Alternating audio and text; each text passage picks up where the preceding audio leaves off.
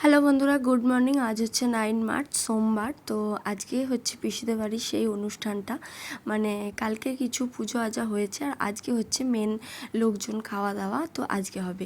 কিন্তু আজকের দিনে আমরা থাকতে পারবো না, তো একবেলা অনুষ্ঠানটা কিছুক্ষণ থেকে আমাদের আবার দুর্গাপুর ফিরে যেতে হবে। তো কী জন্য ফিরে যাব না যাব সব কিছু জানতে কিন্তু ব্লগটা প্রথম থেকে শেষ অবধি দেখতে হবে। তো প্রথমেই সকাল সকাল উঠে দেখতে পেলে আমার ঘাড়ে পড়েছে পনির কাটার দায়িত্ব। তো এত লোকজন খাবে, তো সেই জন্য পনির কাটার কাউকে পাচ্ছিল না, ওই জন্য আমাকে বললো, আমি সেহেতু সামনে ছিলাম তো আমাকে বললো আর আমি সঙ্গে সঙ্গে সেটাও করেও দিলাম।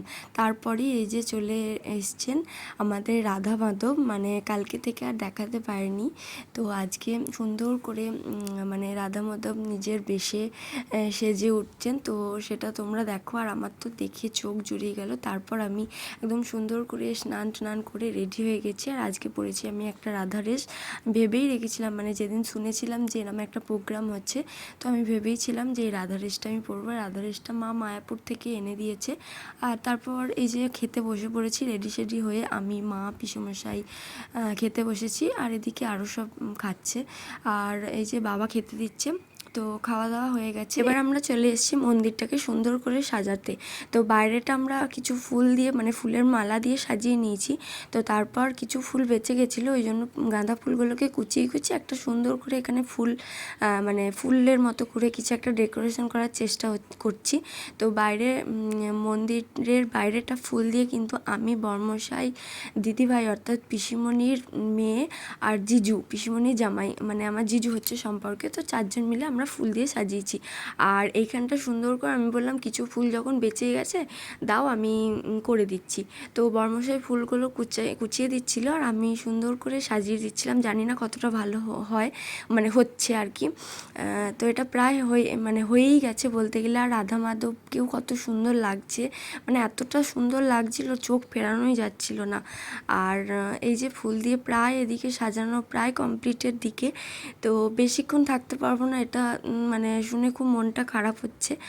আর আমরা আবার চলে আসব, তো থাকতে পারবো না তার একটাই কারণ হচ্ছে আমার লাস্ট মিনি ভ্লগে তোমরা দেখতেই পেয়েছো, আমরা একজনকে আইবুড়ো ভাত খাইয়েছিলাম, মানে আমার বরের বান্ধবীকে আইবুড়ো ভাত খাইয়েছিলাম। তো তারই আজকে বিয়ে, তো ওই যে বলি সব যখন পরে একসাথেই পড়ে না, তো ওই জন্য আমাদের চলে যেতে হবে, কিছু করার নাই, ওখানেও অ্যাটেন্ড করতে হবে। আর এদিকে আমার বাপের বাড়ির কাছেও আমার এক দাদার বিয়ে, তো দু জায়গাতে অ্যাটেন্ড করা সম্ভব নয়। তো যাই হোক, চেষ্টা করব এখানেও আসার।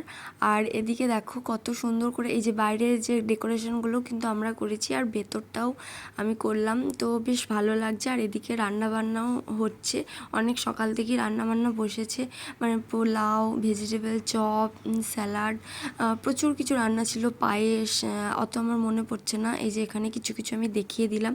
তো তারপর আমরা 1টা নাগাদ খেতে বসে পড়েছি, কারণ যেহেতু আমাদের ওখান থেকে আবার এতটা দূর আসতে হবে, প্রায় 100 কিলোমিটারের রাস্তা, তো ওই জন্য আমরা খেতে বসে পড়েছি। ওই আজকের লুকটা কেমন লাগছে না লাগছে অবশ্যই কিন্তু জানিও। তো চলো, এখন বাজে 2:10, আর আমরা এখন এখানে সমস্ত অনুষ্ঠান মানে শেষ হয়নি, খাওয়া দাওয়া স্টার্ট হয়েছে, আমরাও সেকেন্ড ব্যাচে খেতে বসে পড়েছি। তো আমরা এখান থেকে এখন চলে যাচ্ছি দুর্গাপুরে, কারণ ওর বান্ধবীর বিয়ে। তো তোমরা দেখিয়েছো আইবুড়ো ভাত খাইয়েছি, সেই ব্লগ তো তোমরা দেখিয়েছো। তো সেই বান্ধবীর আজকে বিয়ে, গায়ে হলুদ থেকে ইনভাইট করেছিল, কিন্তু আমরা যেহেতু এখানে অনুষ্ঠান তো ছিল তাই আমরা যেতে পারিনি। হ্যাঁ, আর ওই জন্য এখন বিকালবেলা যাচ্ছি সন্ধ্যেবেলায় অ্যাটেন্ড করার জন্য। তো চলো, আজকে পিসির বাড়ির ব্লগ তাহলে এখানেই শেষ করলাম, দেখা হচ্ছে বিয়ের ব্লগ নিয়ে, বাই।